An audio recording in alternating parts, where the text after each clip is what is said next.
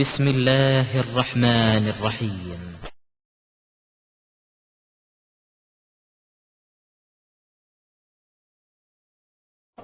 இந்த ஹதீஸ் நூல்களை எல்லாம் தொகுத்தவர்கள் பற்றிய எந்த மாதிரி தொகுத்தார்கள் என்ற விவரங்களை எல்லாம் நம்ம பார்த்தோம். இந்த ஹதீஸ் நூல்கள் இரண்டு வகையாக பிரிக்கப்பட்டிருக்கிறது. ஒன்று அறிவிப்பாளர் வரிசையெல்லாம் இல்லாம ஒரு நூலை மேற்கோள் காட்டி தொகுக்கப்பட்ட ஹதீஸுகள். பிற்காலத்தில் மிஷ்காத்துன்னு சொல்லுவாங்க.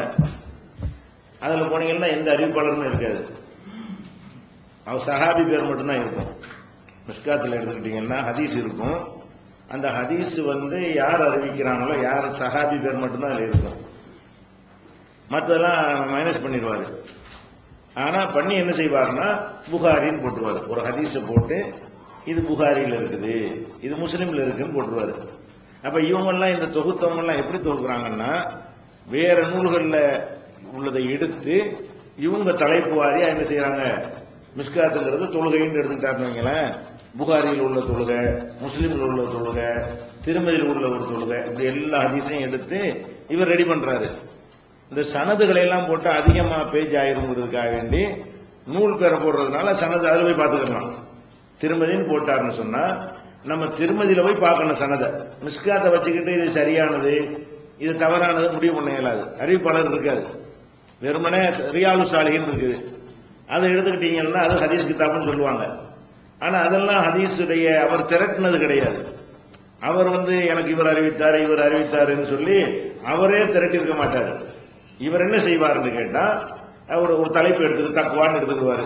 இந்த தக்குவா சம்பந்தமா புகாரில உள்ள ஹதீஸ்லாம் என்ன, முஸ்லிம் ஹதீஸ்லாம் என்ன, திருமதி ஹதீஸ்லாம் என்னன்னு எடுத்து சனதை மட்டும் நீக்கிட்டு அந்த செய்தியை மட்டும் என்ன செய்வாரு கொடுத்துட்டு கீழே இது புகாரியில் இருக்கிறது இது முஸ்லிமில் இருக்குது பாரு. அப்ப இதெல்லாம் ஆத்தன்டிக்கான ஹதீஸ் நூல்கள் கிடையாது. நமக்கு தேடி எடுப்பதற்கு வசதியாக இவங்க செய்யறாங்களே தவிர இவங்க ஹதீஸுக்கு அலைஞ்சவங்களோ ஹதீஸை தேடி எடுத்தவங்களோ கிடையாது. இவங்க ஒரு நூல்ல இருந்து எடுக்கிறாங்க. இவங்க புகாரி தேர்ந்து இவங்களுக்கு எப்படி வருதுன்னா, புகாரி கித்தாபுல இருந்து நம்ம எடுக்கிற மாதிரி அவங்க எடுத்துருக்காங்க. நம்மளும் இப்ப எடுக்கலாம்ல. நம்மளே என்ன செய்யலாம்னா சில தலைப்பு வாரியா ஹதீஸுகளை இப்ப தொகுக்கலாம். புகாரில இருந்து முஸ்லீம்ல இருந்து எடுத்து நம்ம செய்கிற வேலையை தான் இவங்க செஞ்சாங்களே தவிர ஹதீஸுக்காக தொண்டாட்டினவங்க பெருசா தொண்டுலாம் கிடையாது.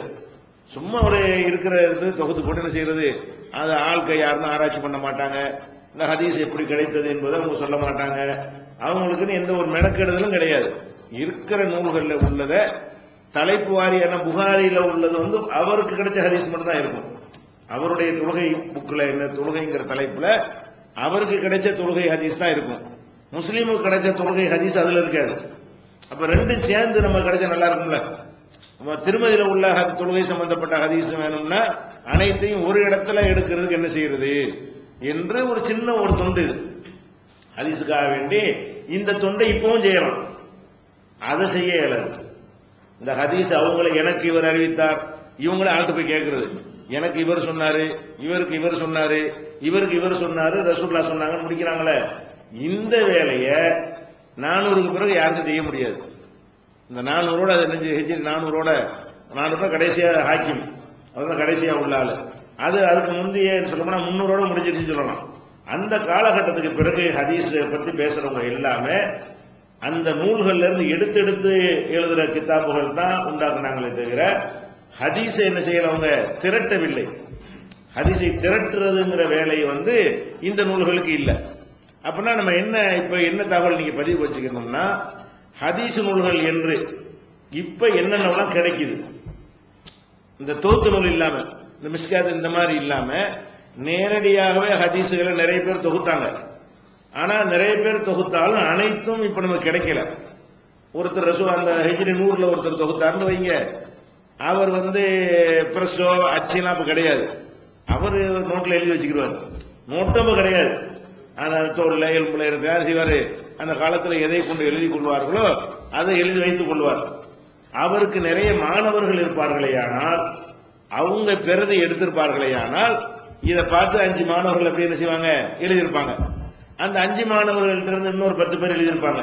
இப்படி ஒரு சங்கிலி தொடரா ஒரு அச்சடிக்கக்கூடிய காலம் வரைக்கும் வந்தா தான் அது இன்னைக்கு ஹயாத் ஆயிருக்கும். அவர் எழுதினாரு, அவருக்கு மாணவர்கள் போதுமான அளவுக்கு இல்ல, அல்லது மாணவர்கள் எழுதி கொள்ளலன்னு வைங்க, அவற்றை உள்ளது அவரோட அழிஞ்சு போயிருக்கும். எழுதினார்னு ஒரு தகவல் தான் கிடைக்குமே தவிர அது எங்கன்னா இருக்காது. அப்ப ஹயாத்தோட இருக்குதுன்னு ஒண்ணு இருக்கு. எழுதினாங்கிற தகவல் வரும், அவர் நூலை நான் பார்த்திருக்கிறேன், அந்த கிதாப் ஒரு வச்சிருந்தாரு என்று ரிப்போர்ட் பண்ணுவாங்க. அந்த கிதாபு இருக்குதான்னு கேட்டா அது ஒரு பாதி கிதாபுகள் கிடையாது. ஆனா அதனால பெரிய பாதிப்பு கிடையாது. ஏன்னு கேட்டா ஹதீஸ்கள் நீங்க புகாரி முஸ்லிம் எடுத்துட்டு பாத்தீங்கன்னா, இந்த 6 கிதாப் எடுத்து பாத்தீங்கன்னா அதுல 6லையும் எல்லா ஹதீஸுமே இருக்கும். ஒரு 10% தான் இதுல இல்லாத அதுல இல்லாத இருக்குமே தவிர 6லையும் என்ன இருக்கு, புகாரில் உள்ள எல்லா ஹதீஸுமே திருமதியிலையும் இருக்கும், புகாரில் உள்ள எல்லா ஹதீஸுமே அபுதாவுதுலையும் இருக்கும், மேற்கொண்டு ஒரு 5 இருக்கும், இவற்றை உள்ளதுல இல்லாத 5 அவற்று இருக்கும். அப்ப எல்லாமே நமக்கு சில பேருடைய நூல்கள் அழிஞ்சு போயிட்டதுனால ஹதீஸில் கிடைக்காம எல்லாம் ஒரே மாதிரி தான் எழுதுனாங்க. இட்டு கட்டி கண்டுபிடிச்சு சொல்றது இல்லையே. ரசூலுல்லாஹ் கேட்டதை எழுதும் போது 10 பேர் கேட்டு எழுதியிருக்கிறாங்க, ஒரு ஆளுடைய அழிஞ்சு போச்சுன்னா 9 பேருடைய இருக்குதானே செய்யும். எந்த ஒரு ஹதீஸுகளும் இதனால மிஸ் ஆயிருக்காது. அப்ப எந்த நூல்கள்லாம் இப்ப கிடைக்குதோ ஹதீஸ் நூல்கள் நீங்க லிஸ்ட் எழுதி வச்சுக்கணும். ஹதீஸ் நூல்கள் அவைலபிளா இன்னைக்கு நினைச்சா கூட நீங்க காசு கொடுத்து என்ன செய்யலாம், அதை வாங்கலாம். இன்னைக்கு நினைச்சா கூட சாப்ட்வேர்ல என்ன செய்யலாம், அந்த ஹதீஸ் நூல்களை எல்லாம் நீங்க வாங்கி யூஸ் பண்ணிக்கலாம். அப்ப ஆதாரம்னு காட்டும்போது என்ன தேவை கிதாபு கீழே போட்டிருப்பாங்க, அது ஹதீஸ் நூலா இல்லையான்னு உங்களுக்கு தெரியணும்ல. சனதோட அறிவிப்பாளரோட உள்ள நூலா அல்லது பிந்தி யாரா எழுதிக்கிட்ட நூலாங்கிறதா இருந்தா இந்த நூல்கள் பெயர்களை நீங்க என்ன செய்யணும், அறிந்து வைத்திருப்பீர்களே. ஆனால் இந்த கிதாபுன்னு ஒரு கிதாப் போட்டுருவான், துருல் மன்சூர்னு போட்டுருவான், நீங்க என்ன செய்வீங்க, ஹதீஸ் கிதாபுல இருக்கு அப்படின்னு நினைச்சிடக்கூடாது. அது என்ன, அதுக்கு அறிவிப்பாளர் இருக்கா, அது பின்னாடி யாரோ ஒரு மனுஷன் அவன் இஷ்டத்துக்கு எழுதிக்கிட்டதா, இந்த விவரங்கள்லாம் தெரிஞ்சுன்னு சொன்னா அறிவிப்பாளரோட கொண்டாந்து வைடான்னு இருக்கும். அந்த மாதிரி கேட்டுப்படலாம். அதுக்காக வேண்டி இந்த ஹதீஸ் நூல்கள் என்னென்னலாம் அவைலபிளா இன்றைய காலம் வரைக்கும் கிடைக்கிறதோ அந்த தகவலை நீங்க வைத்துக் கொள்வது இதுக்கு என்ன செய்யும், பயனுள்ளதா இருக்கும். அதுல இப்ப கிடைக்கக்கூடியது புகாரி, அது உங்களுக்கு தெரிஞ்சனால அது பிரச்சனை இல்லை. இந்த புகாரின்னு போட்டு அந்த நூல்களுடைய அளவை நீங்க தெரிஞ்சுக்கிறதுக்காக வேண்டி ஒவ்வொரு நூலும் எத்தனை ஹதீஸ் இருக்கு, சில ஹதீஸுகள் பேரா இருக்கும், ஒரு 50 ஹதீஸ் தான் இருக்கும். நூல் நினைச்சக்கூடாது, நீங்க பெரிய வால்யூமா இருக்கும் போல இருக்கு அப்படி நினைச்சுக்கிற கூடாது. அப்படி உள்ளதும் இருக்கிறது. சின்ன சின்னதே ஹதீஸ் நூல் தான் என்ன செய்யுது, அச்சடிச்சு கொடுத்துக்கிட்டு இருக்கிறாங்க, கிடைத்து கொண்டு இருக்கிறது. அப்ப புகாரிங்கிறதுல 7124 ஹதீஸ் இருக்குது. புகாரின்னு போட்டு ஹதீஸ் மொத்தம் 7124. இதுல சில நம்பர்கள் கூட இருக்கும். ஒரு ஹதீஸை 2 ஆக்குறது, 7150 ஒருத்தர் போட்டிருப்பாரு, 7100 போட்டிருப்பாரு. இது ஒரு உத்தேசமான நம்பர் தான், எண்கள் பூராவுமே 7124 ஹதீஸ் இருக்கு. முஸ்லிம்ல 7748 ஹதீஸ் இருக்கிறது. 777748 இருக்கிறது. ஆமா 5000 என்னடா முஸ்லிம்களுடைய நம்பர்கள்ல ஒரே விஷயத்தை 8 தடவை அவர் அறிவிப்பார். ஒரு ஹதீஸ முஸ்லிம் என்ன செய்வார்னு கேட்டா, ஒரு ஹதீஸ் சொல்லிவிட்டு இதே செய்தி இன்னார் வழியா எனக்கு கிடைத்தது, இதே செய்தி இன்னார் வழியா கிடைத்ததுன்னு போடுவாரு. ஒவ்வொன்றுக்கு நம்பரை போட்டோம்னா என்னவாயிரும், அது ஒரு 2000 நம்பர் கிட்ட அதிகமாயிரும். அனைத்துக்கும் சேர்த்து ஒரு நம்பர் கொடுத்தோம்னா என்னவாயிரும், எந்த ஹதீஸ் எடுத்தாலும் வரிசையா 3-4 தடவை அது கீழே கீழே வைப்பாரு. அறிவிப்பாளர் மட்டும் இந்த இதன் மூலமா கிடைத்தது. ஒரு செய்தி பலர் வழியா கிடைக்கலாம்ல, ஒரு செய்தி இவர் எனக்கு சொல்லியிருக்கலாம், இவர் எனக்கு சொல்லியிருக்கலாம், இவர் எனக்கு சொல்லியிருக்கலாம், எல்லாம் ஒரு செய்தி தான். இவர் என்ன செய்வார்னு கேட்டா அது தனியா என்ன செய்வாரு, 3 செய்தி மாதிரி போடுவாரு. அப்ப பாக்குறவங்க என்ன செய்வாங்க, 3 நம்பர் போட்டு விட்டுருவாங்க. ஹதீஸ் ஒண்ணுதான், ரசூலுல்லாஹ் சொன்னதாக ஒரு செய்திய இவர் எனக்கு சொன்னார், அது ஒரு செய்தி. அதே செய்திய இவர் எனக்கு சொன்னார், 2 செய்தி. அதே செய்தி எப்படி இவர் எனக்கு சொன்னார், 3 செய்தி. இன்னொருத்தங்க என்ன செய்யறாங்க, எல்லாம் ஒரு செய்தி தானப்பா, 4 தானப்பா மாறுது, எல்லாத்தையும் சேர்த்து ஒரு நம்பரை போடு. அதனால என்ன செய்யும், 5000க்குள்ளே அடங்கும். சரியா, இந்த ஒன்னையா பிரிச்சோம்னா என்ன செய்யும், 2000க்கு மேல அதிகமாகி போயிடும். அது ஒரு கணக்கு. அது மாதிரி அபூதாவுது அந்த கிதாபுகள் கிடைக்கிறது, இப்பவும் கிடைக்கிறது. அது 5274 5274. நசாயிங்கிற கிதாப் இருக்கு இல்லையா, அது 5754 5754. இந்த கிதாபும் கிடைக்கிறது.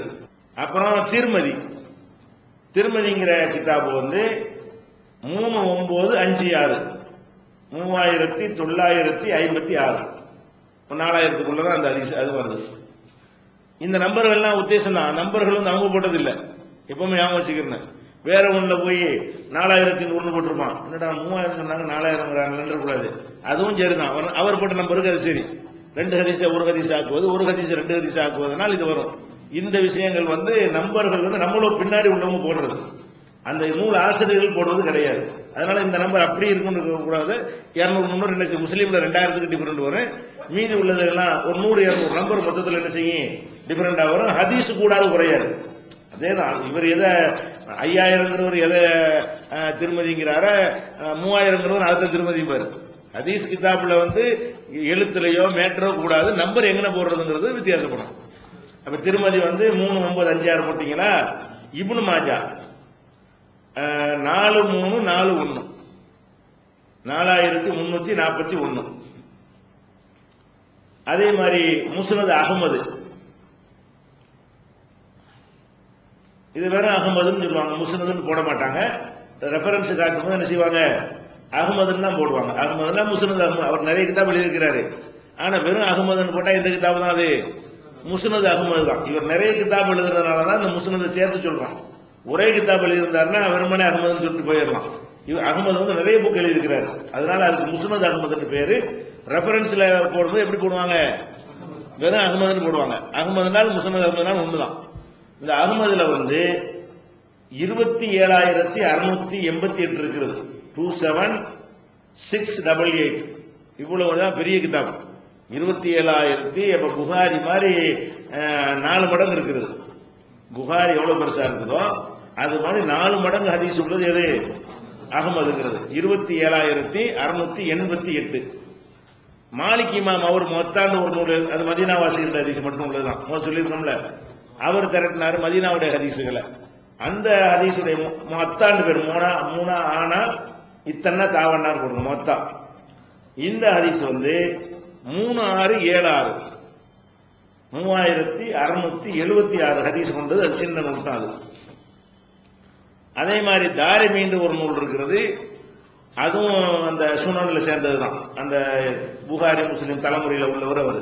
இதெல்லாம் நீங்க தாரிமீன் போட்டுருன அப்படி ஒரு நூலை இல்லைன்னு சண்டைக்கு பெறக்கூடாதுல. கேள்விப்படாத சமயத்தில் இருக்கேன், அவன் எடுத்து போட்டிருப்பான், தாரிமிங்கிறாங்க அப்படி ஹதீஸ் கிதாபே இல்ல அப்படின்ற கூடாது. அதுக்குதான் இதெல்லாம் சொல்லி தர்றது. தாரிமிங்கிறது உண்டு, ஃபேமஸ் ஆகலையே தவிர அதெல்லாம் நூல ரெஃபரன்ஸ்ல இருக்கிறது. ஏன் தாரிமிலாம் ஃபேமஸ் ஆகலன்னு கேட்டா இதுல கிடைச்சு போயிடுது. இந்த புகாரி முஸ்லிம் தேடும் போது தேவையானது கிடைச்சிருதா, அதுக்கு போக மாட்டாங்க. கிடைக்காத ஒன்னா இருந்த சமயத்தில் கூடுதலா ஒண்ணு இருக்குமேன்னு பார்த்தா கிடைக்க வாய்ப்பு இருக்குது. அரிதாக அது பயன்பாட்டில் இருக்கிறதுனால மக்களுக்கு தெரியலையே தவிர இதுவும் அபுதாவுது திருமதி நசை ரேஞ்சில உள்ளதுதான். இதுவும் அறிவிப்பாளரை பார்த்து கரெக்டா இருந்தா ஏற்றுக்கொள்ளலாம். இவரும் திரட்டினவர் தான், எனக்கு இவர் சொன்னார் எனக்கு இவர் சொன்னார்னு போய் மெனக்கட்டு அலைஞ்சு எடுத்தால இவர் ஒரு ஆள் தான். அப்ப தாரிமியில வந்து 3567. தாரிமின்னா தாரிமி தான், வழங்குதா ஊரு தான் அது. தாரிமிங்கிற ஊரை சேர்ந்தவர், புகாரினா புகாராங்கிற ஊரை சேர்ந்தவர். இப்ப புகாரி பேர் என்னன்னு எல்லாருக்குமே தெரியும், ரொம்ப ரேரா தெரியும். அது நமக்கு தேவையில்லை, அவர் பேர புகாரி அப்படி நினைச்சுக்கிட்டு நம்ம ஆளுங்க புகாரின்னே பேர் வைக்கிறாங்களே. புகாரினாலே புகாரினா புகாராங்கிற ஊரை சேர்ந்தவர் அர்த்தம். புகாரினா என்ன அர்த்தம், புகாராண்டு ஒரு ஊர் ரஷ்யாவில் இருக்கிறது, அந்த ஊர்ல பிறந்தவர் அவர். அதனால அவருக்கு பேர் என்ன, புகாரி, அந்த ஊரை சேர்ந்தவர். நாங்க அவர் பேர் முகமது, அவர் முகமது பின் இஸ்மாயில். இது நிறைய பேருக்கு தெரியாது. ஆனா எல்லாருமே என்ன செய்வாங்க, அந்த கிதாபுக்கு பேர் புகாரி தான், இமாம் புகாரின்னு சொல்லுவாங்க. கிதாபும் புகாரி, இமாம் புகாரி அவர்கள் தான் சொல்லுவாங்களே தவிர அவர் பேர் யாருன்னு என்ன செய்யாது யாருக்குமே. இந்த முஸ்லீம் ஒரு ஆள் தான், அவர் ஒரிஜினல் பேரே முஸ்லீம், வழங்குதா ஊர் பேர் இல்லாதவர். அவர் பேரே முஸ்லீம், கிதாபுக்கு பேர் முஸ்லீம். முஸ்லீம் சொன்னா அவருடைய பேர் என்னங்கிறாங்க, அவர் பேரே முஸ்லீம் தான், அது பேர் என்னன்னு கேட்கிறாங்க. அப்படி இருக்குது. வெளிவந்து விட்டது தவறான வாதங்களும் தக்க பதில்களும். சகோதரர் பிஜே அவர்கள் உரையாற்றிய ரமலான் மாத தொடர் சொற்பொழிவு. மறைவான ஞானம் அல்லாஹ்வை தவிர வேறு யாருக்கும் உண்டா? சத்தியம் எது, அசத்தியம் எது? இறந்தவர்களால் செவியேற்க முடியுமா? நபிமார்களுக்கு இறைவன் வழங்கியது என்று வேறு ஏதும் மறைவான ஞானங்கள் உண்டா? தர்கா தரீகா வழிபாடுகள் சரியா? மனிதன் கடவுளாகி விட முடியுமா? தவறான கொள்கையில் இருப்பவர்களின் வாதங்களுக்கு குர்ஆன் ஹதீஸ் அடிப்படையில் அடுக்கடுக்கான தெளிவான சான்றுகளுடன் தக்க பதில்கள் 5 டிவிடிக்களாக விலை ரூபாய் 150 மட்டுமே. கிடைக்கும் இடம் TNTJ வீடியோ விஷன், நம்பர் 30, அரண்மனைக்காரன் தெரு, மண்ணடி, சென்னை 1, செல் 9500168989. TNTJ வீடியோ விஷனின் புதிய வெளியீடு. வழிகட்ட கொள்கைகள் வகி அல்லாதவற்றை பின்பற்றலாமா? இமாம்களை பின்பற்றலாமா? சஹாபாக்களை பின்பற்றலாமா? இஜ்மா கியாஸ் மார்க்க ஆதாரமாகுமா? இது போன்ற முக்கிய தலைப்புகளில் பிரச்சாரங்களுக்கான 1 மாத பயிற்சி வகுப்பில் சகோதரர் பிஜே அவர்கள் நடத்திய வழிகட்ட கொள்கைகள் என்ற தலைப்பிலான உரையின் முழு தொகுப்பு 3 DVD, விலை ரூபாய் 90 மட்டுமே. கூறிய செலவு தனி.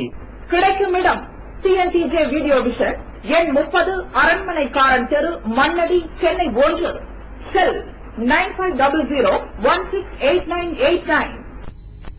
அப்ப ஹாக்கிம்ங்கிறவர் பிந்தனை உங்களுக்கு சொல்லியிருக்கணும். அவர் 400 நெருக்கத்தில், ஹிஜ்ரி 400 நெருக்கத்தில் உள்ளவர். இவர் என்ன செய்யறாருன்னா, அந்த புகாரி முஸ்லிமுடைய ஷரத்துப்படி இருக்கிற ஹதீசுகள் அவர் விட்டுட்டாரு, இதெல்லாம் அந்த ஷரத்துல வருதுன்னு எழுதினாரு. அந்த மாதிரி இவர் எழுதின ஹதீசுகள் 8803. அப்புறம் இப்னு ஹிப்பான், இவரும் சஹீஹானதா எழுதுறது ஆத்தன்டிக்கான கிதாப் தான். இதுவும் மார்க்கெட்ல கிடைக்கக்கூடிய நூல் தான். இப்னு ஹிப்பான்ங்கிறது 7491, 749491. இப்னு ஹிப்பான்ங்கிறது அது சனதோட உள்ளது. அதே மாதிரி இப்னு குசைமா, இப்னு குசை கூனா போட்டுக்கிறங்க, கையெல்லாம் கிடையாதுல, கூனா சையன்னா மாவண்ணா, இப்னு குசைமான்னு போட்டுக்கிறங்க. 3099, 3099 ஹதீஸ் அந்த நூல்ல இருக்கிறது. அதே மாதிரி பைஹகி, இவரெல்லாம் பிந்திரவர் தான். இவரெல்லாம் ஹாக்கிமுக்கு கொஞ்சம் முந்தினவர். இவர் எழுதின நூல் எப்படின்னு கேட்டா, இதுல 2 விஷயம் இருக்கு இவர் நூல்ல மட்டும். இவர் என்ன செய்வார்னு கேட்டா, சனதோட இவர் அறிவிப்பாரு. இவர் சொன்னார், இவர் சொன்னார், அவர் சொன்னார் அறிவிச்சுட்டு அவருக்கு கிடைச்சே சொல்லிவிட்டு, இந்த செய்தி புகாரியிலும் இருக்கிறது, இந்த செய்தி முஸ்லீம்ல இருக்கிறது, அப்படி இருந்தா குறிப்பிடுவார். இவர் 2 வேலை, இவர் இன்னொரு நூல்ல இருந்து காப்பியும் அடிக்கிறாரு, இவரும் திரட்டுறாரு. இப்படி ஒரு கதம்பமான நூல் பைஹகி நூல் எப்படி இருக்கும்னா, அவரே இது புகாரில இருக்குன்னு மென்ஷன் பண்ணுவாரு. நமக்கு முந்திட்டார் அவர் என்ன இருந்தாலும், நம்ம திரட்டினா கூட புகாரியும் திரட்டி வச்சிருக்காருன்னா அது உறுதிப்படுத்துறதுக்காக வேண்டி இது இந்த நூல்ல இருக்குது, இந்த நூல்ல இருக்குன்னு மேற்கோளும் காட்டுவாரு. இது 4ஆவது தலைமுறையில் உள்ளவராக இருக்கிறதுனால அந்த நூல்களை மேற்கோள் காட்டி என்ன செய்வாரு, இவர் சொல்லுவாரு. இந்த பைஹகியில அவர் 2 நூல் எழுதியிருக்கிறாரு. ஒன்னு குபுரா, இன்னொன்னு சுகுரா. சுனனுல் குபுரா, குபுரான பெருசு, சுகுரான சின்னது. பெரிய சுனன், சின்ன சுனன் பேரு. சுனன் அல் குபுரா. பைஹகிங்கிறது ஆளுடைய பேரு, கிதாபுடைய பேர் என்னன்னு கேட்டா சுனனுல் குபுரா. இந்த சுனனுல் குபுரான்னு மட்டும் போடவும் கூடாது. ஏன்னு கேட்டா, சுனனுல் குபுரான்னு பேர்ல நசை ஒன்று எழுதியிருக்கிறாரு. அதனால ஒரே பேரை வந்துடக்கூடாதுக்காக வேண்டி சுனனுல் குபுரா லில் பைஹகின்னு போடுவாங்க. சுனனுல் பைஹகியின் சுனனுல் குபுரா அப்படி போடணும். சுனனுல் குபுராங்கிறத மட்டும் போட்டீங்கன்னா அது நசாயியுடைய சுனனுல் குபுராவா பைஹகியுடைய சுனனுல் குபுராவான்னு தெரியாது. அதுக்காக வேண்டி சுனனுல் குபுராங்கிறது சுனனுல் குபுரா பைஹகி அப்படி போடுங்க. நூலுக்கு பேர் என்னது? சுனனுல் குபுரா பைஹகி அப்படி போட்டு இதுல எவ்வளவு இருக்குன்னா 21601, 21601. சுனனு சுகுரா, சுனனு சுகுரா, சூனாய்க்குன்னா ராவணா, தமிழ் அப்படிதான் போட முடியும். சுனனு சுகுரான்னு போட்டு அதுவும் பைஹகின்னு போட்டுக்கிறங்க. அதுல 4883, 4883 இது பைஹகி. சுனன் சுகுரா பைஹகி ரெண்டுலையும் பைஹகி சேர்த்துக்கிறங்க. அதே மாதிரி இப்ப நசாயி இருக்காரு இல்லையா, ஏற்கனவே சொல்லிட்டோம். நசாயிங்கிற கிதாப் இந்த 6 நூல்ல ஒண்ணு இருக்கு இல்லையா, அது கொஞ்சம் வடிகட்டி எடுக்கப்பட்ட ஒரு நூல். இந்த நசை என்ன பண்றாருன்னு கேட்டா, வடிகட்டாம வந்தது கிடைச்சதெல்லாம் எழுதினாரு. அது குபுரான்னு பேரு. நசை 2 நூல் எழுதியிருக்கிறாரு. ஒரு நசை முதல் சொல்லியாச்சு, முதல் லிஸ்ட்ல நசைன்னு வந்துருச்சு. நசையுடைய குபுரா, சுனன் குபுரா நசை, சுனன் அல் குபுரா நசை அப்படின்னு போட்டுக்கிறங்க. நசாயி தான் நசைன்னு சொல்லுவாங்க. இவர் இதுல 11768 11,768 11,1176 இவ்வளவு நம்பர் கொண்டது எது? நசாயுடைய சுனன் குப்ரா. இதுவும் மார்க்கெட்ல கிடைக்குது, சாப்ட்வேர்ல கிடைக்கிறது. அதே மாதிரி தபுரானிங்கிறவர் மூஜம்னு 3 புக் எழுதினாரு. தபுரானி என்ன செய்யாரு? மூஜம்ங்கிற பேர்ல 3 என்னன்னு கேட்டா, மூஜமுல் கபீர், கபீர்னா பெருசு, கபீர் குப்ரான்றால 2 என்னது? பெருசுன்னு அர்த்தம். கபீர்னா பெருசு, சகீர்னா சின்னது, அவுசத்துனா நடுத்தரமானது. 3 எழுதினாரு. மூஜமுல் கபீர்னு 1, மூஜமுல் அவுசத்துன்னு 1, மூஜமுல் சகீர்னு 1. மூஜம்னா ஆசிரியர் வழியாக அந்த ஆல்பபெட்டிக் படி அமைக்கப்பட்டது, முன்னாடி சொல்லி இருக்கோம். அப்ப தபுரானி, இது தபுரானி. அதான் எப்படி போடணும்னா மூஜம் கபீர் தபுரானி, ஆளுடைய பேர் தபுரானின்னு வச்சுக்கிறேங்க. மூஜம் கபீர் தபுரானி அவர் பேர் கிடையாது. தபுரானிங்கிற ஊர் பேர் தான். எல்லாம் ஊர் பேரை சொல்லித்தான் அழைக்கிறது அந்த காலத்து வழக்கம் எல்லாருக்குமே. அதிகமான இமாம்களுடைய பேர் இப்படிதான் இருக்கு, ஊர் பேர் தான் அதிகமா இருக்கும். ரொம்ப குறைவாக தாத்தா பேரு அந்த மாதிரி இது சேர்த்துக்கிடுவாங்க. அப்ப மோஜம் அதாவது தபுரானியுடைய மூஜம் கபீர், மூஜம் அல் கபீர் தபுரானி, மூஜம் அல் அவுசத் தபுரானி, மூஜம் சகீர் தபுரானின்னு 3 போட்டுக்கிறங்க. கபீர்ல 22796 ஹதீஸ் இருக்குது. 22,796 அவ்வளவு ஹதீஸ் இருக்கிறது. அவுசத்து நடுத்தரமானதுல 9489 9489. சகீர்ல 1198 1198 சின்ன நூல். சகீர்னா சின்னதானே, 1198 ஹதீஸ் கொண்டது அது. இது 3 தபரானியுடையது. இது எல்லாமே கிடைக்குது, பஜார்ல கிடைக்கும். அதே மாதிரி அபு அவானா முஸ்தஹரஜ் போடணும். முஸ்தஹரஜ் அபு அவானா. இந்த முஸ்தஹரஜ்னு தெரிஞ்சுக்கிறீங்க, அது ஒரு விளக்கத்துக்காக வேண்டி. உங்களுக்கு முஸ்னதுன்னா என்னன்னு சொல்லி இருக்கிறோம். முஸ்னதுன்னா என்ன? பேரு சஹாபி பேர் வாரியாக தொகுக்கப்பட்ட நூல்களுக்கு பேரு முஸ்னது. அது மாதிரி மூஜம்னு சொன்னா அவருடைய முதல் அறிவிப்பாளர் வருவார்ல, அந்த அடிப்படையில் அவருடைய ஹதீஸ்களையா தொகுக்கிறது மூஜம்ங்கிறது. அதே மாதிரி சுனன் என்று சொன்னால் தலைப்பு வாரியா ஃபிக்ஹ் சட்ட கிதாப் நூல் வாரியா செய்வது. அது மாதிரி முஸ்தஹரஜ்னு ஒரு வகை. இது முஸ்தஹரஜ்னு அது ஒரு வகை. முஸ்தஹரஜ்னா என்ன செய்யறாங்கன்னு கேட்டா, இந்த புகாரி ஒரு இன்னமல் ஆமால் பின்னியாத்துன்னு போடுறாரு. ஹதீஸ் என்ன செய்யறாரு? இன்னமல் ஆமால் பின்னியாத்துன்னு ஒரு ஹதீஸ் போடுறாரு. முதல் ஹதீஸ் இருக்குது. புகாரி என்ன செய்வாரு? எனக்கு இவர் சொன்னாரு, எனக்கு இவர் சொன்னாரு, எனக்கு இவர் சொன்னார்னு ஒரு அறிவிப்பாளரையும் கொடுப்பாரு.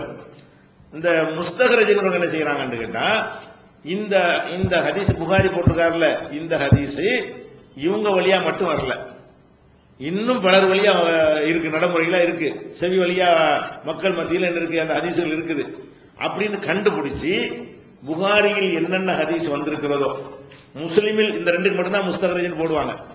முஸ்லிமில் என்னென்ன ஹதீஸ் வந்திருக்கிறதோ அந்த ஹதீஸுகள் அவங்க வழியா மட்டும் வரல, இன்னும் பல ரூட்டுகள்ல வந்திருக்கிறது அப்படின்னு எடுத்து எழுதுற நூலுக்கு பேர் என்னது? முஸ்தஹரஜ்.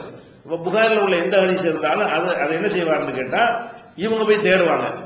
இந்த இல்ல இவர் சொல்றாரு, அந்த அவரும் சொல்லியிருக்கிறாரு, அவர்கிட்ட அவர் சொல்றாரு, அவர்கிட்ட அவர் சனதோட சும்மா எழுதுறதுல. இவர் புகாரி எப்படி சனதை போடுகிறாரோ அதே மாதிரி என்ன செய்வாங்கன்னா, ஒரு ஊர்ல மதீனாவுல 4 பேர் எழுதுனாங்கன்னு வைங்க, புகாரி 3 பேர் வழியாக உள்ளதை தொகுத்து ஒரு ஆள் வழியாக உள்ளதை தொகுக்காம விட்டுருந்தாருன்னு வைங்க, அவர் வழியாக அந்த ஹதீஸ் வரும்ல.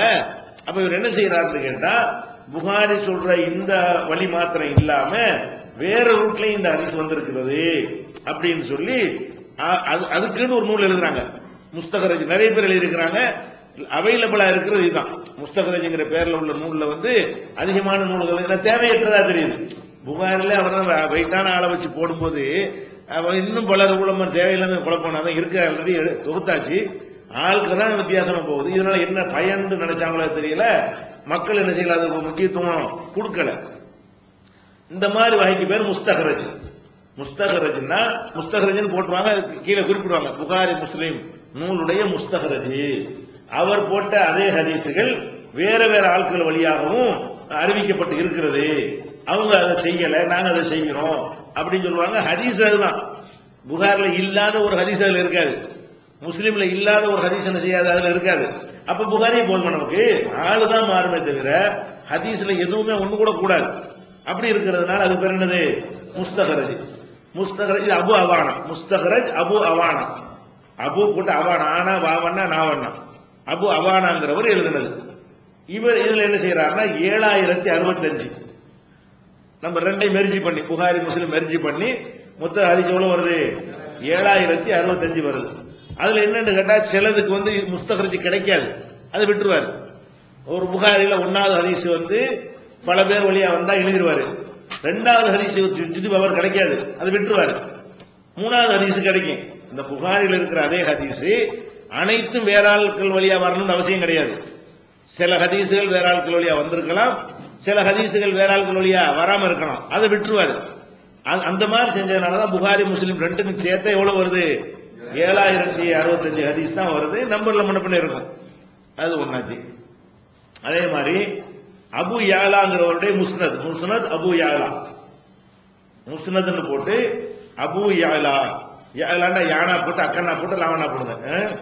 அபு யாலா, அபு யாலாங்கிற இவருடைய நூல் 7555 7555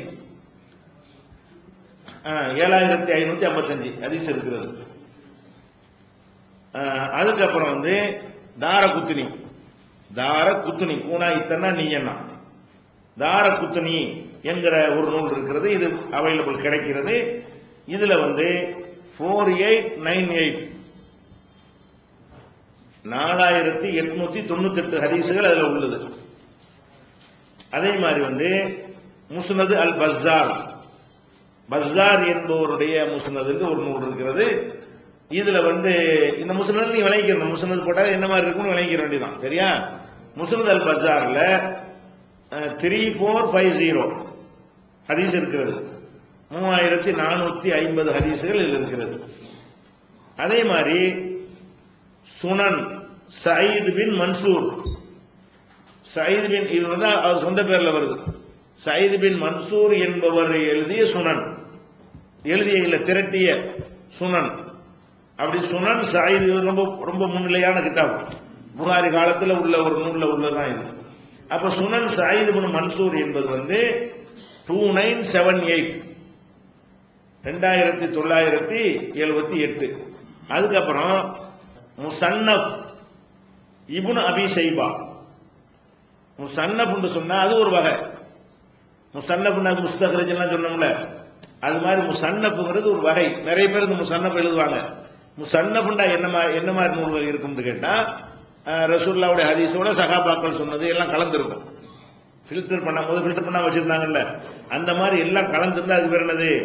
முசன்னப். அதுல இப்னு அபி ஷைபாவுல எடுத்தீங்கன்னா ரசூலுல்லாஹ் சம்பந்தப்பட்டது ஒரு 15% 20 தான் இருக்கும். ஒரு 80% அவர் சொன்னார் இவர் சொன்னாருங்கிறது என்ன செய்யும்? கூடுதலா இருக்கும். அப்ப முசன்னப் இப்னு அபி ஷைபா, இப்னு அபி ஷைபாங்கிறவருடைய முசன்னப் இதுல 37943 37. இது ரொம்ப பெருசா தெரியுது. ஹதீஸ் அவ்வளவு இருக்காது. 37,000 ஒரு 10,000 ஹதீஸ் தேராது. மத்தெல்லாம் சேர்த்தனால பெருசா போகும்ல. அபூபக்கர் சொன்னது, உமர் சொன்னது, அவர் சொன்ன இவர் சொன்னது சேர்த்தா பரக்கத்தா போகும்ல. நம்பர் பெருசா இருக்குமே தவிர ஹதீஸ் எடுத்தா புகாரி முஸ்லிம் அளவுக்கு தான் தேரும். அதுல உள்ள ஹதீஸ் ரசூலுல்லாஹ் சம்பந்தப்பட்டது நம்ம தேடி எடுத்துக்கணும். முசன்னப் இப்னு அபி ஷைபான்னு சமயத்தில் போட்டு விட்டுருவாங்க, ஆதாரம் உண்டு. உடனே நினைச்ச கூடாது, ஹதீஸ் இருக்குன்னு நினைச்சிட கூடாது. உள்ள போய் பார்த்தா உமர் சொன்னார்னு இருக்கும், ரசூலுல்லாஹ் இருக்க மாட்டாங்க. ஒரு செய்தி போட்டு ஹதீஸ் மாதிரி போட்டு என்ன செய்வாங்க? முசன்னப் இப்னு அபி ஷைபான்னுவாங்க. உள்ள பார்த்தா ஒரு முஜாஹித் சொல்லியிருப்பாரு, தாபி சொல்லியிருப்பாரு. அவருக்கு சஹாபின்னு சொல்லியிருக்க மாட்டார், ரசூலுல்லாஹ் சொல்லியிருக்க மாட்டாங்க. ஒரு தாபி என்பவருடைய சொந்த கருத்தை கூட அவர் போட்டு வச்சிருப்பாரு. இவங்க கள்ளத்தனம் பண்றது தப்பான கொள்கை உள்ளவங்க என்ன செய்வாங்க? அதை எடுத்து கொண்டாந்து போட்டு ஆதாரம் சன்னத் இப்னு அபி ஷைபாம்பாங்க. சன்னத் போய் பார்த்துடணும், ரசூலுல்லாஹ் சொன்னாங்கன்னு இருக்குதா, அல்லது தாபி சொன்னாரா, அல்லது தபோ தாபி சொன்னாரா, அல்லது சஹாபி சொன்னாரா, ரசூலுல்லாஹ் வரைக்கும் போகுதா என்று பார்த்து தான் இதெல்லாம் எடுத்துக்கொள்ளணும். முழு சனதை கேட்கணும்.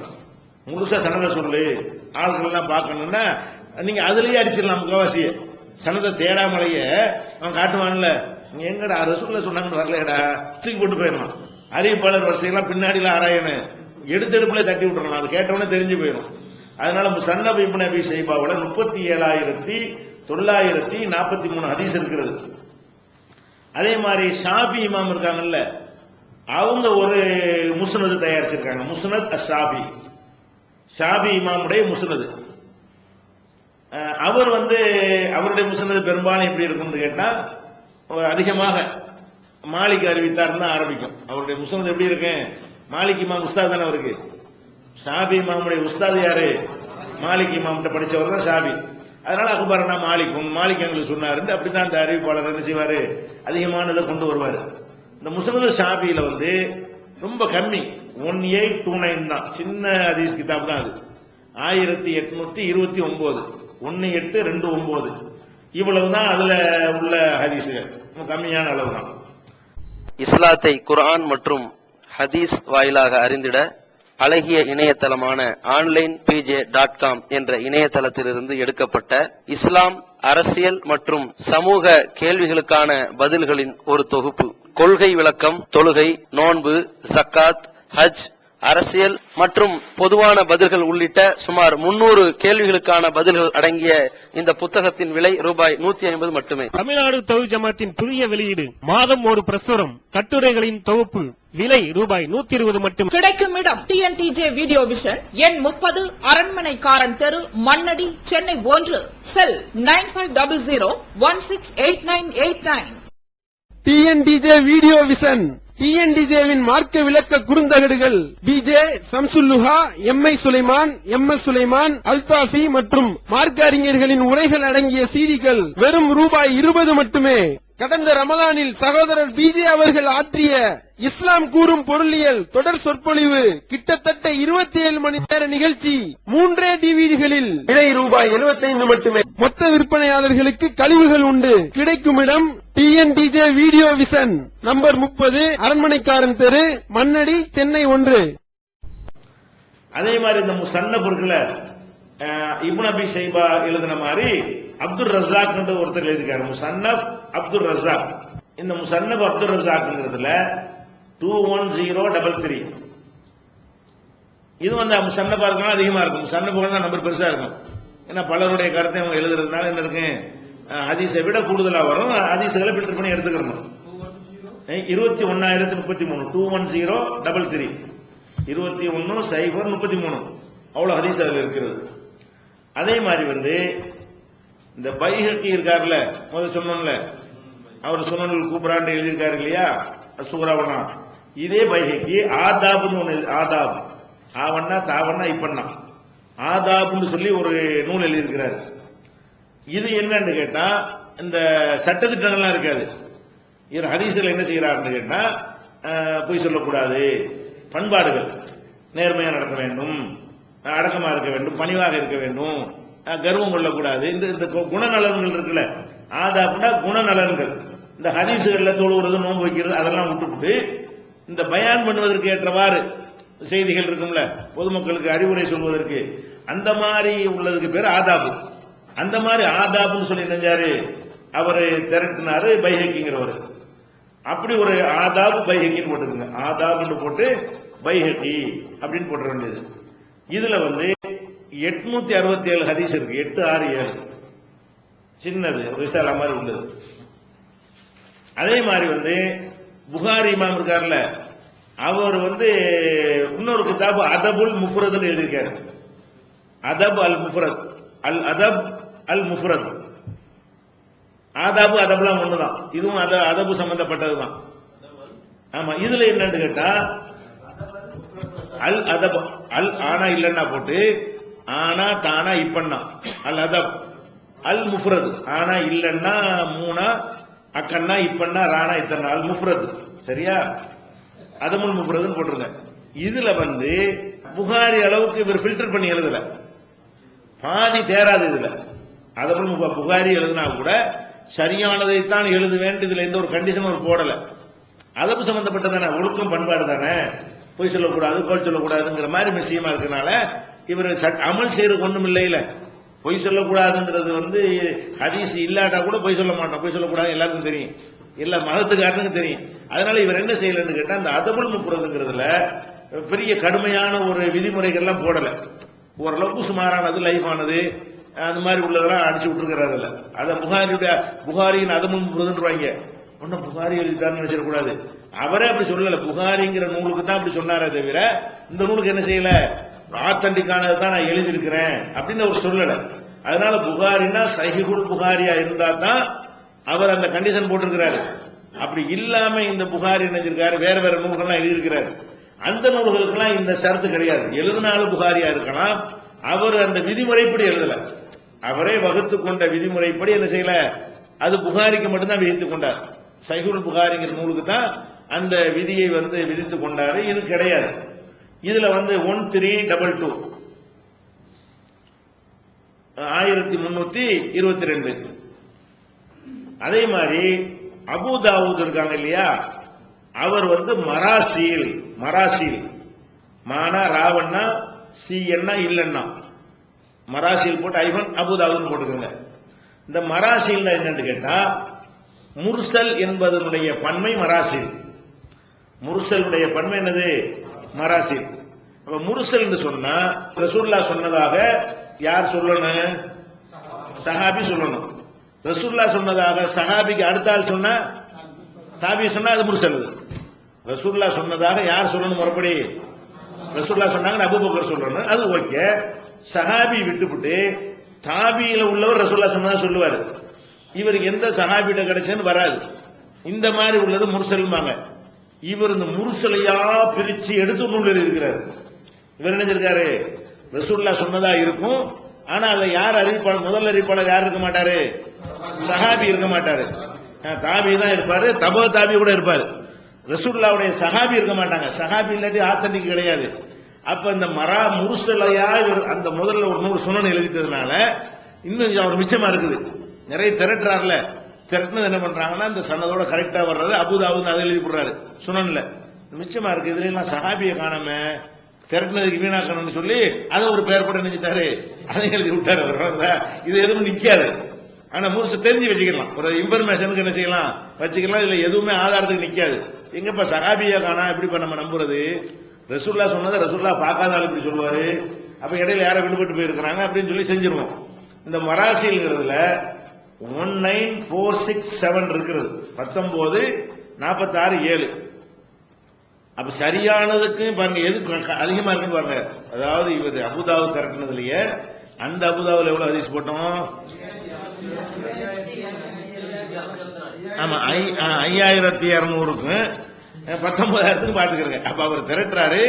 இது ஒரு 20000 வச்சுக்கிறங்க, அது ஒரு 5000 வச்சுக்கிறங்க, 25000 ஹதீஸ்ல அவர்கிட்ட வந்து 5000 தான் கரெக்டா தேருது, 20000 தேர மாட்டேங்குது. அப்ப 5ல் 4 மடங்கு இப்படிதான் இருக்கும். ஹதீசுகள்ல வந்து ஆத்தன்டிக்கா வராது. ஆத்தன்டிக்கான ஹதீசுகள் பிரிச்சா எவ்வளவுதான் தேருது? அவர் திரட்டினதுல வந்து 20% தான் தேருது, 80% தேர மாட்டேங்குது. அந்த 5000 தனியா போகும். இந்த கண்டிஷன்ல இந்த சஹாபி வழியா வருதாங்கிற கண்டிஷன்ல இவ்வளவு தேருது. அந்த 5000 சிலது போயிடும், பில்டர் பண்ண நிறைய அடிபட்டு போயிடும். அப்ப இந்த மராசில் அபூ தாவூத்ங்கிறது வந்து 19467. அதுல நேர்மையா இருக்கிறாங்க. மராசில்னு பேர் வைக்கிறாங்க, அது மக்களுக்கு தவறானது கொடுக்க கூடாதுன்றதுனால மொத்தமா திரட்டி விட்டு போயிருக்கலாம். அந்த அக்கறையும் அந்த சரியான தகவல் மக்களுக்கு ஃபில்டர் பண்ணி போகணுங்கிறதுக்காக வேண்டி மெனக்கிடுறாங்க. அதே மாதிரி இப்னுல் ஆராபி மோஜம், இப்னுல் ஆராபி மோஜம் தபரானி மாதிரி இவர் ஒரு மோஜம் எழுதியிருக்கிறார். இப்னுல் ஆராபிங்கிறவர் இது வந்து 2460 2460 2460 ஹதீஸ்கள் இருக்கிறது. அதே மாதிரி வந்து அந்த இப்னு அபி ஷைபான் முதல் ஒன்று போட்டோம்ல, அவர் முஸன்னப் எழுதினார் இல்லையா, அவரே முஸ்னதில் இருக்கிறார். முஸன்னப்னா எல்லாம் கலந்தது, முஸ்னதுன்னா அந்த சஹாபாக்கள் வழியா உள்ள செய்திகளை எழுதியிருக்கிறார். அப்ப முஸ்னத் இப்னு அபி ஷைபா, முஸ்னத் இப்னு அபி ஷைபா இது ரொம்ப சின்னது, 998 அவ்வளவுதான், 1000 கூட இல்ல, 998 ஹதீஸ் தான். அதே மாதிரி இந்த அப்துல்லா இப்னு முபாரக்லாம் ஹதீஸ் முதல்ல தொகுத்தாள்னு சொன்னோம்ல, புகாரிக்கெல்லாம் முன்னாடி அவங்க எல்லாம் தொகுத்தாங்கன்னு சொன்னோம் இல்லையா, அவர் ஒரு முஸ்னத் எழுதியிருக்கிறார். அப்துல்லாஹி பின் முபாரக் முஸ்னத், அப்துல்லாஹி பின் முபாரக். இவர் எழுதின அந்த முஸ்னதுல என்னன்னு கேட்டா வெறும் 275 தான். ஒரு ஊர்ல உள்ளதான் அவங்க எழுதினாங்க. இவங்களாம் அந்த ஊர்ல உள்ள ஹதீஸ்ல தான் எழுதினாங்க. அந்த ஊர்ல 2-3 சஹாபி தான் இருந்திருப்பாங்க, சஹாபி வழியா தான் வந்திருக்கும். முஸ்லிம் தான் எல்லா சஹாபியும் வரமாட்டாங்க. அவரு மெனக்கட்டு தேடி எடுத்து அவ்வளவுதான். வெறும் 275 ஹதீஸ் அவர் எழுதியிருக்கிறார். அது கிடைக்குது, இப்ப அவைலபிளா இருக்குது. அதே மாதிரி 275 சரியா.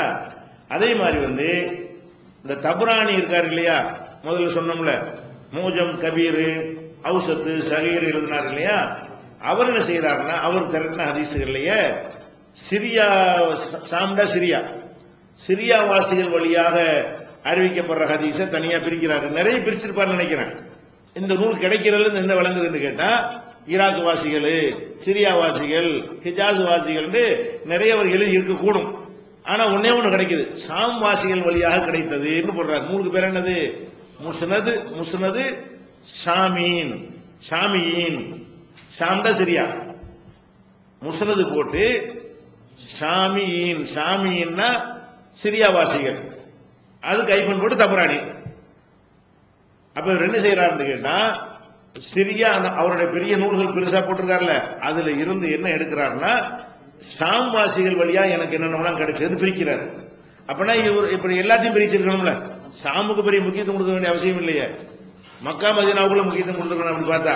அப்ப அதெல்லாம் செஞ்சு இருப்பார்னு நினைக்கிறேன். ஆனா நம்ம பிரிண்ட்லயோ அந்த நூலகங்களோட காப்பாற்றப்படாம போயிருக்குது.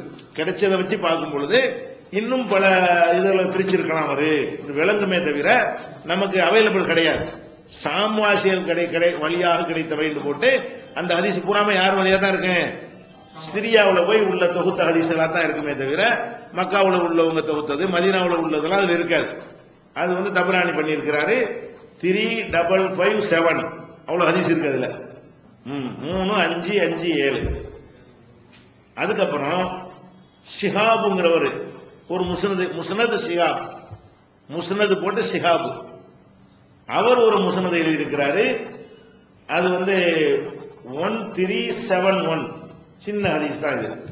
அதே மாதிரி ஹுமைதின்னு ஒரு ஆள் முஸ்னத் அல் ஹுமைதி 1361. இதுக்கெல்லாம் ஏன் உங்களுக்கு காட்டுறது இல்லை, ஆதாரமா காட்டுறது இல்லைன்னு கேட்டா, இந்த 1361 புகாரி முஸ்லிம்ல இருக்கும். அதுக்கு கிடைச்சுமே தேவைப்படாது. எதுக்காண்டி இந்த சின்ன நூல்கள்லாம் உங்களுக்கு ரெஃபரன்ஸ் கேள்விப்படாதவங்க இருக்கலாம், ஆனா தெரிஞ்சு வச்சுக்கணும். இதெல்லாம் ஏன் தேவைப்படலன்னு கேட்டா, இவர் காட்டக்கூடிய ஹதீஸ் பெரியதுல இருக்கத்தானே செய்யும். ஒரு 1000 ஹதீஸ் செஞ்சிருக்காரு, 7000 ஹதீஸுக்குள்ள இந்த 1000 செய்யும் அடங்கி இருக்கும். ரெஃபரன்ஸ் 1-2 கிடைக்காத ஒன்னா இருந்தா ரேரா இதை எடுத்து போடுவாங்க, அப்படி தேவைப்படும். அதுவும் ஹதீஸ்கள் தான். இது புறக்கணிக்கப்பட்டதுனால தரம் குறைஞ்சது கிடையாது. இதே விஷயத்தை மற்றவங்க பெருசுல எழுதிட்டதுனால விட்டுட்டமே தவிர புகாரி முஸ்லீம்லாம் எழுதாத ஒன்று இதுல இருக்கலாம். அந்த மாதிரி ஒன்றை தேடி எடுத்து நம்ம போட்டால் அதுவும் ஆத்தன்டிக்கான செய்தி தான். இது முஸ்லிம் ஹுமைதின் புதுசா சொல்றாங்கன்ற கூடாது, அதுவும் சரியான ஹதீசுகள் தான். அது எதனால் மக்கள்கிட்ட பிரபலமாவலன்னா இதெல்லாம் வேற நூல்கள் இருக்குது அப்படிங்கிறதுனால போயிடுது. ஹுமைதியுடைய 1361 போட்டீங்களா. ஹாரிஸ்ங்கிற ஒரு முஸ்னத் போட்டாரு, முஸ்னத் அல் ஹாரிஸ். ஹாரிஸ் ஹாவன்னா ரீனா இசன்னா படமொழி இசன்னா போட்டுருங்க. 1124 சின்ன முஸ்னது 1124 பாத்தீங்கன்னா. அப்புறம் தயாலிசின்னு ஒருத்தர் முஸ்னத் தயாலிசி ஒருத்தர் ஆதார முஸ்னத் எழுதி போடுவார். என்னமோ பேரெல்லாம் போடுறாங்க கூடாது, இதெல்லாம் இருக்குது. வளர்ந்ததா நம்ம என்ன செய்யணும், சரியா சொன்னது என்னன்னு கேட்டு அதை ஆய்வு பண்ணி என்ன செய்யணும் பண்ணு மறுத்துடக்கூடாது. அப்ப 2767 2767. அப்புறம் முஸ்னது இஸ்ஹாக் பின் ராகவைஹி.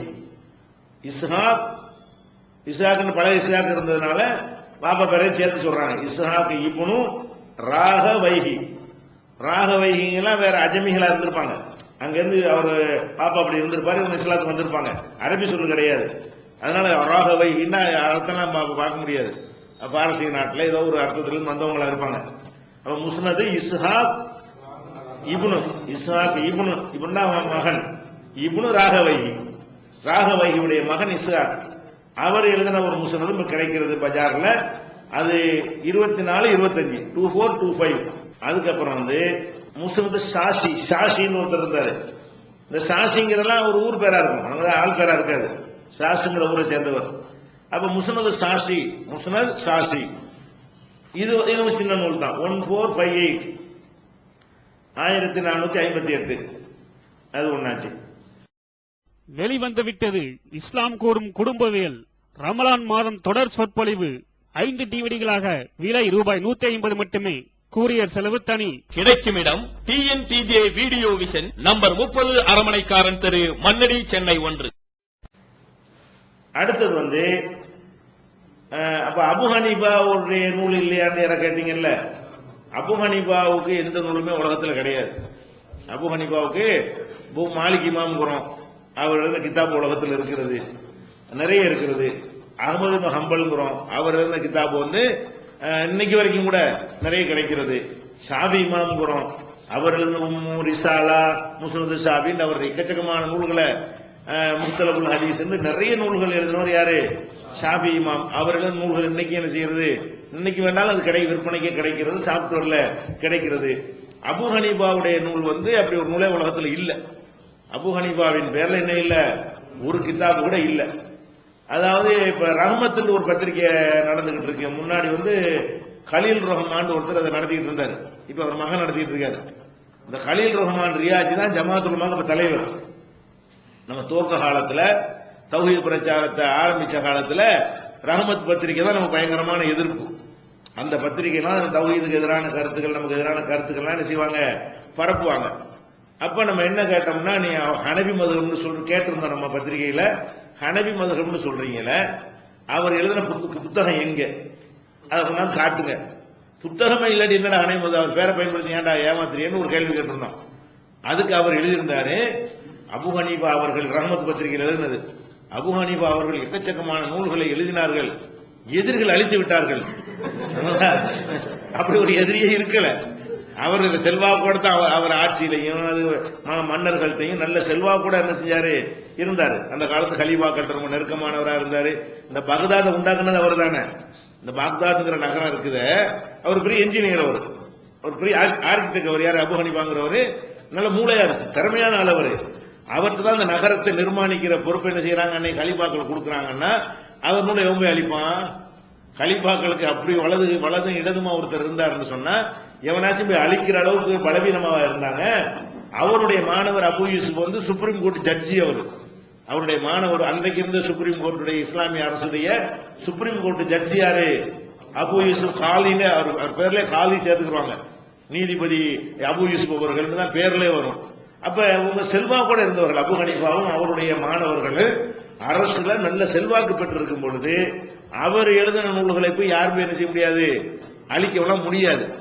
அதுலயும் வந்து அழிக்கிறதுன்னா என்ன, ஒன்னே ஒண்ணு வச்சிருப்பாரு. நிறைய பேர் மாணவர்கள் எழுதி வச்சிருப்பாங்கல்ல, அவர் அழிச்சுட்டா அவர் மாணவர்கள்ட்ட இருந்து எடுத்துக்கலாம்ல. இவர் எழுதலைங்கிறதா உண்மை. அபு ஹனீஃபா வந்து சும்மா கிளாஸ் நடத்தி பயான் பண்ணிட்டு இருந்தாரே தவிர அவர் நூலாக என்ன செய்யல, ஒண்ணுமே எழுதல. அதுக்காக என்ன பண்றாங்கன்னு கேட்டா, அவர் பேர்ல ஒண்ணு வேணும்ல, அதுக்காக என்ன செய்யறாங்கன்னு கேட்டா, அபு ஹனீஃபாவுடைய முஸ்னது அபு ஹனீஃபா அப்படின்னு ஒரு நூல் இருக்குது. 40 ஹதீஸுடைய நம்பரை வெறும் 366 ஹதீஸ். எவ்வளவு முஸ்னது அபு ஹனீஃபா. இது அபு ஹனீஃபா எழுதினாரே கிடையாது, அதான் முக்கியம். இப்ப என்ன பண்றாங்கன்னு கேட்டா, இந்த இப்ப நம்ம சொன்ன நூல்கள் இருக்குல்ல, இதுல அபு ஹனீஃபா வழியாக அறிவிக்கிற ஹதீசுகள் வரும்ல.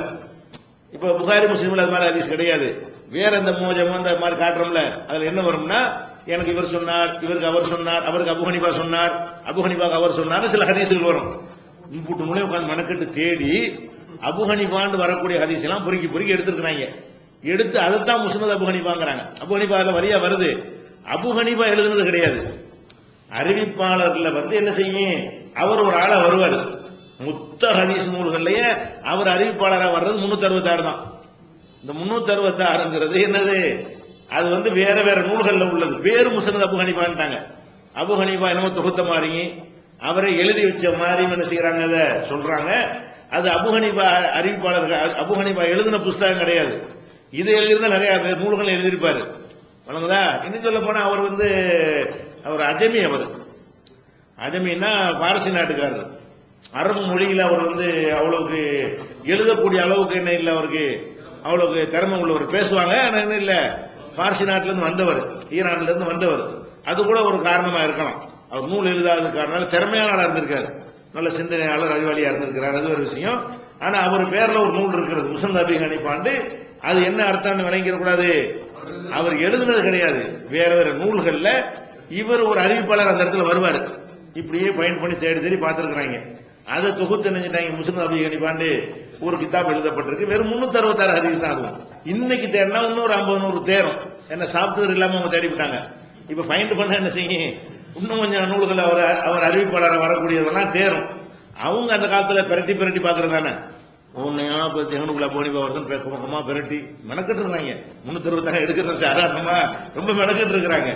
ஆனா இது நம்ம சாப்ட்வேர்ல இன்னைக்கு போட்டு அபு ஹனீஃபான்னு போட்டோம்னா அதுல இன்னும் கூடுதலா என்ன செய்யும், இன்னொரு 50-100 ஹதீஸ் விடுபட்டு இருக்கலாம். ஒரு 500 ஹதீஸ் தேரும் அவர் அறிவிப்பாளர் வரக்கூடியது. அந்த மாதிரி இருக்கிறது. வருஷம் 180 ஹிஜ்ரி 80ல பிறந்து 180ல மூத்தா போயிட்டார். மரணம் 150. அபு ஹனீஃபாவுடைய மூத்த எவ்வளவு? 180ல மூத்தா போயிடுறாரு. ரொம்ப முந்தின நாள் தான். பலவீனம் நிறைய இருக்கு. சரி, அடுத்து அப்புறம் முஸ்னது அலி. அலின்னா அந்த அலி ரலியல்லாஹு நினைச்சிட கூடாது இல்லையா? அதனால அலி இப்னுல் ஜஅத்னு போடுங்க. இப்னுல் ஜஅத், அலி இப்னுல் ஜஅத். இவர் ஒரு நல்ல ஒரு ஸ்காலர் தான். இவருடைய முஸ்னது 3462 3462 3462.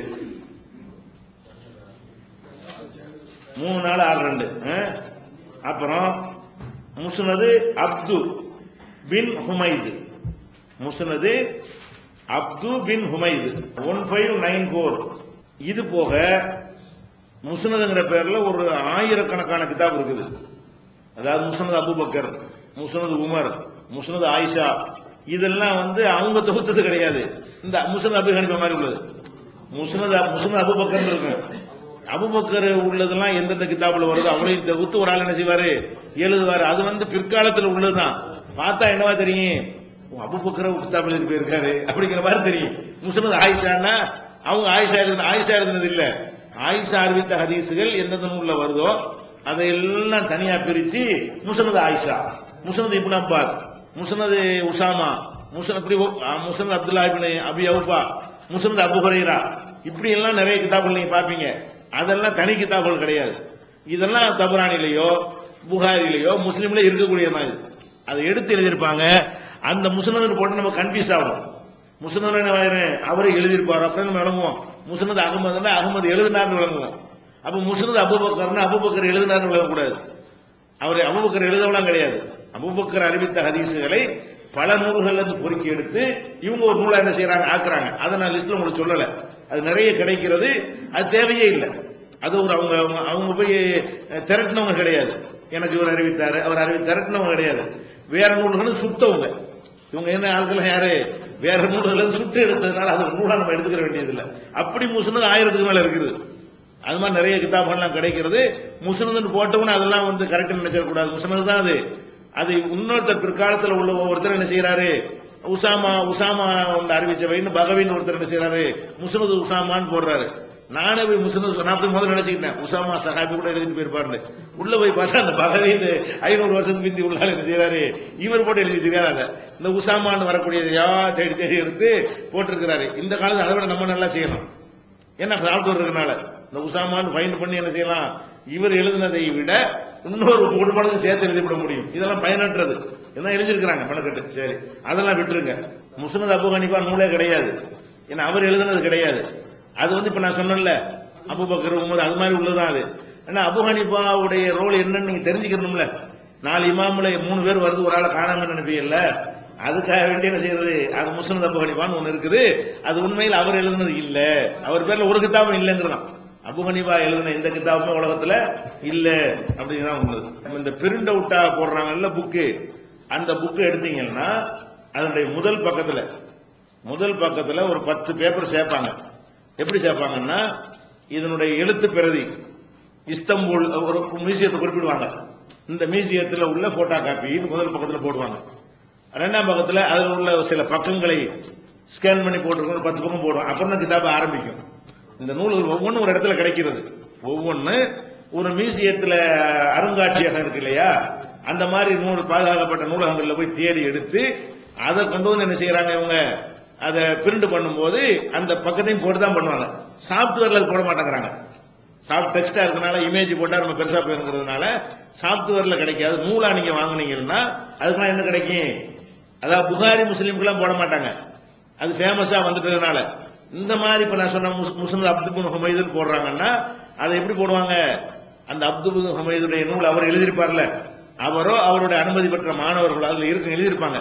இது அவருடைய இந்த மாணவர் வந்து அனுமதி பெற்று அதுல இருந்து காப்பி எடுத்தார், இந்த மாணவர் எடுத்தார்னா அதுல இருக்கும். அந்த பேஜையும் ஒரு சப்போர்ட் பண்ணக்கூடிய சில பேஜ்களையும் போட்டு பணம் அந்த காலத்து எழுத்துலேயே போட்டிருப்பாங்க, வாசிக்க முடியாது. அந்த காலத்து ஒரு எழுத்துடைய ஸ்டைல் நினைச்சிருப்பாங்க, எழுதியிருப்பாங்க. அதை போட்டுட்டு தான் கித்தாபை வெளியிடுவாங்க. ஒவ்வொன்றுக்கும் தனித்தனி ஆதாரம் இருக்குது. அந்த கித்தாபிலே அதை போடுவாங்க. பிரிண்டட் கித்தாபா இருந்தா கிடைக்காது, சாஃப்ட் காப்பியா இருந்தா என்ன செய்யாது, அது கிடைக்காது. புகாரி எழுதுனது என்ன இருக்குது, அவர் என்ன அவர் தொகுத்தாரு எழுதினாரு, அவருடைய மாணவர்கள் காப்பி எடுத்தாங்க இல்லையா, அந்த மாணவர்கள் வந்து நிறைய பேர் காப்பி எடுத்திருக்கிறாங்க. அது எந்த மாணவர்கள் வழியா காப்பி எடுத்துங்கிற பொறுத்து கூட சில வார்த்தைகள்லாம் வித்தியாசம் வரும். புகாரில வந்து இந்த மாணவர் எழுதும்போது இந்த வார்த்தையை போட்டு எழுதியிருக்காரு, அந்த மாணவர் வேற வார்த்தையை போட்டு எழுதியிருக்காரு, சின்ன சின்ன டிஃபரெண்ட் கூட வரும். அப்படிலாம் மூலப்பிரதிகள் கிடைத்து கொண்டிருக்கிறது. அதே மாதிரி வந்து இபானத்துல் குப்ரா, இவர் தான் ஹதீஸ வந்து ஒரு இந்த ஸ்டைலுக்கு மாற்றி ஒரு பேர் வைக்கிறாரு, இபானத்துல் குப்ரா. இதை எழுதினவர் வந்து கிதாபுக்கு பேர் இபானத்துல் குப்ரா. எழுதினவர் இப்னு பத்தா. இப்னு பத்தாங்கிறவர் எழுதுறாரு.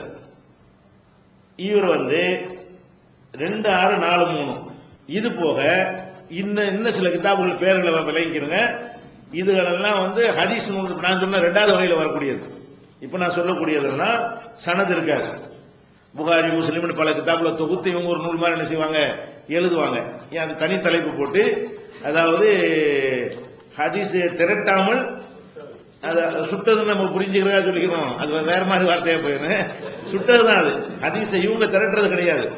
ஹதீஸ் நூல்களில் இருந்து எடுக்கப்பட்ட திரட்டப்பட்ட எழுதப்பட்டவை போடுங்க. பிற நூல்களில் இருந்து திரட்டிய நூல்கள் அப்படி போட்டுருங்க. அது மாதிரி உள்ளது எடுத்துட்டீங்கன்னா கன்சுல் உம்மால், கன்சு அல் உம்மால், இதுல வந்து 4664 அவ்வளவு ஹதீஸ் இருக்கு. 4662 அதை எடுத்தீங்கன்னா என்னென்ன ஹதீஸ் கிதாபுகள்ல என்னென்ன இருக்கு அவ்வளவு நான் போட்டுருப்பேன்.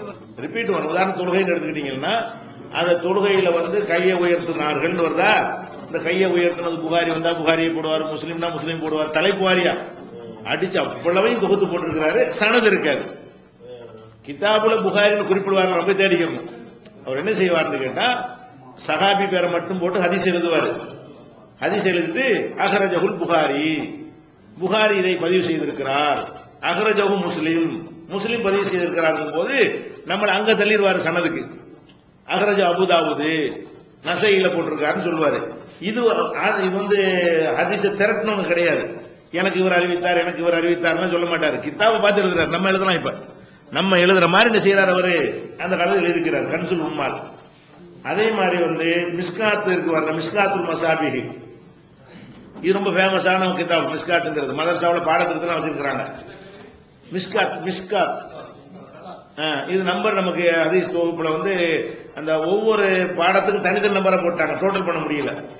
ஒவ்வொரு பாடத்துக்கு என்ன செய்யறாங்க, தொழுகை பாடத்துக்குன்னு 50 ஹதீஸ், நோன்புக்கு இப்படி வந்துகிட்டு இருக்கனால டோட்டல் பண்ணி என்ன செய்யல, சாப்ட்வேர்ல போட காணும்.